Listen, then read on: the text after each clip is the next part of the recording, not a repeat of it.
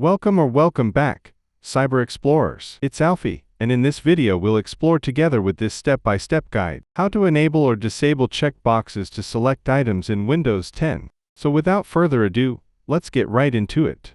To enable or disable checkboxes for selecting items in Windows 10, follow these steps. Right-click the Start menu and select File Explorer, or press Windows key plus E. Click the View tab in the ribbon, then select Options. Alternatively, search for File Explorer options in the search bar and open it. In the Folder Options window, switch to the View tab. Locate the option Use checkboxes to select items. To enable checkboxes, check this option. To disable checkboxes, uncheck this option. Click Apply and then OK to save your settings. Once enabled, small checkboxes will appear next to files and folders when you hover over them, allowing you to select multiple items more easily. And that's it for today. If you found this video helpful, please give it a thumbs up, consider subscribing, and don't forget to activate the notification bell so you won't miss out on any new uploads. Thank you for watching. Until next time, see you later.